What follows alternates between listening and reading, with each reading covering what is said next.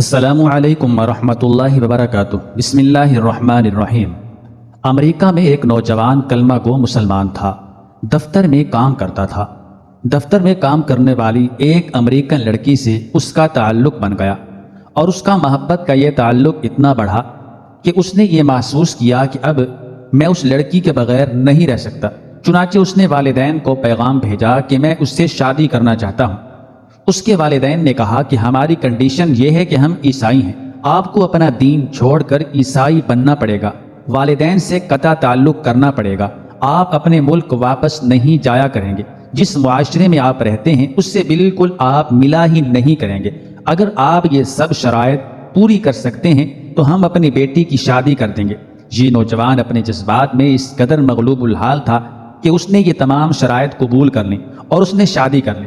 مسلمان بڑے پریشان، کبھی کبھی وہ اس کو تلاش کرنے کی کوشش کرتے مگر یہ ان سے ملنے سے بھی گھبراتا، کبھی کہیں کسی کو دیکھ لیتا تھا تو دور کترا جاتا تھا۔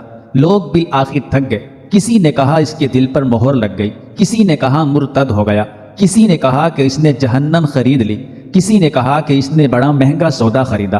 ہر ایک کی اپنی اپنی باتیں تھیں۔ 3-4 سال اسی حال میں گزر گئے، یہاں تک کہ دوست احباب سب کی یادداشت سے بھی نکلنے لگ گیا، بھولی بسری چیز بنتا چلا گیا۔ ایک دن امام صاحب نے فجر کی نماز کے لیے جب دروازہ کھولا تو دیکھا کہ یہ نوجوان آیا۔ اس نے وضو کیا اور مسجد میں نماز کی صف میں بیٹھ گیا۔ امام صاحب بڑے حیران ہوئے، ان کے لیے تو یہ چیز بالکل عجیب تھی۔ نماز پڑھائی اور اس کے بعد اس سے سلام کیا، پھر اس کو لے کر اپنے حجرے میں گئے اور پوچھا کہ آج بڑی مدت کے بعد، بڑے عرصے کے بعد آپ کی زیارت نصیب ہوئی۔ اس وقت اس نے اپنی حالت بتائی کہ میں نے اس لڑکی کی محبت میں اپنا سب کچھ قربان کر دیا، بہت کچھ میں نے ضائع کر دیا اپنا، لیکن جس گھر میں رہتا تھا میرے اس گھر میں اللہ کا قرآن رکھا ہوتا تھا۔ میں جب کبھی آتا جاتا اس پر میری نظر پڑتی تو میں اپنے دل میں سوچتا کہ یہ میرے مولا کا کلام ہے، یہ میری اللہ کا قرآن ہے اور میرے گھر میں موجود ہے۔ میں اپنے نفس کو ملامت کرتا، اعمال تو میرے برے تھے لیکن دل مجھے کہا کرتا تھا کہ نہیں، جس کا میں نے کلمہ پڑھا ہے اس سے محبت ضرور کرتا ہوں، اس کی نشانی یعنی قرآن مقدس میں نے اپنے گھر میں ضرور رکھی ہے۔ اس طرح کئی سال گزر گئے، کئی سال بیت گئے۔ ایک دن میں آیا اور حسب معمول میں نے گزرتے ہوئے اس جگہ پر نظر ڈالی، مجھے قرآن نظر نہ آیا۔ میں نے بیوی سے پوچھا کہ جہاں ایک کتاب ہوا کرتی تھی وہ کہاں ہے؟ اس نے کہا غیر ضروری چیزوں کو میں نے پھینک دیا ہے۔ میں نے پوچھا اس کتاب کو بھی؟ اس نے کہا ہاں۔ میں وہاں سے واپس گیا اور کوڑے سے اس کتاب کو اٹھا کر لے آیا۔ جب لڑکی نے دیکھا کہ یہ بہت زیادہ اس کتاب کا احساس کر رہا ہے تو وہ بھی احساس کرنے لگی کہ آخر وجہ کیا ہے۔ میں نے کہا کہ بس میں اس کتاب کو رکھنا چاہتا ہوں۔ اس لڑکی نے جب دیکھا کہ یہ عربی میں ہے تو اس نے کہا کہ ہاں کوئی نہ کوئی اس کا تعلق اسلام سے ہے۔ تو اس نے کہا کہ دیکھو تو اس گھر میں یہ کتاب رہے گی یا پھر میں رہوں گی، تمہیں اس میں سے کسی ایک کے بارے میں فیصلہ کرنا ہوگا۔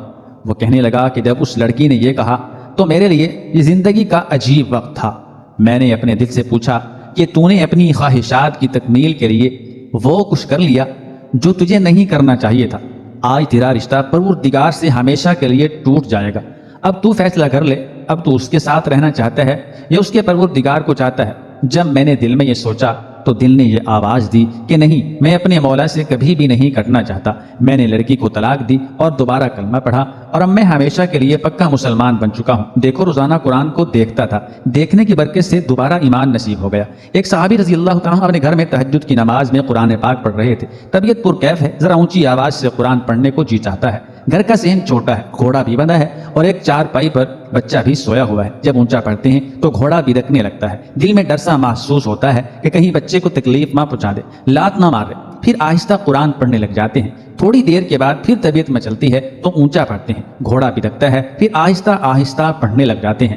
بس یہ کچھ تقریباً ساری رات یہی کچھ ہوتا رہا۔ جب انہوں نے صبح کے وقت دعا کے لیے ہاتھ اٹھائے تو ان کی نگاہ آسمان پر پڑی۔ کیا دیکھتے ہیں کہ کچھ روشنیاں نہایت تیزی کے ساتھ ان کے سر سے دور آسمان کی طرف جا رہی ہیں۔ حیران ہوئے کہ یہ کیا ہے۔ چنانچہ صبح نبی اکرم صلی اللہ علیہ وآلہ وسلم کی خدمت میں حاضر ہوئے اور عرض کیا کہ اے اللہ کے نبی صلی اللہ علیہ وآلہ وسلم، رات میرے ساتھ یہ معاملہ ہوتا رہا۔ اونچا پڑھتا تھا تو ڈر محسوس ہوتا تھا کہ میرے بچے کو تکلیف نہ پہنچ جائے، اور آہستہ پڑھتا تھا تو پھر طبیعت مچلتی تھی کہ اونچا پڑھوں۔ جب میں نے دعا کے لیے ہاتھ اٹھائے تو نگاہ آسمان کی طرف اٹھی، میں نے کچھ روشنیاں دور جاتی ہوئی دیکھی۔ اللہ تعالیٰ کے محبوب صلی اللہ علیہ وآلہ وسلم نے ارشاد فرمایا کہ جی اللہ تعالیٰ کے فرشتے تھے جو تیرا قرآن سننے کے لیے آسمان سے نیچے اتر آئے تھے۔ اگر تم اونچی آواز سے پڑھتے رہتے تو آج مدینہ کے لوگ ان فرشتوں کو اپنی آنکھوں سے دیکھ لیتے۔ وہ فرش پر قرآن پڑھتے تھے تو عرش سے فرشتے اتر آتے تھے۔ اللہ تعالیٰ ہم سب کو عمل کرنے کی توفیق عطا فرمائے۔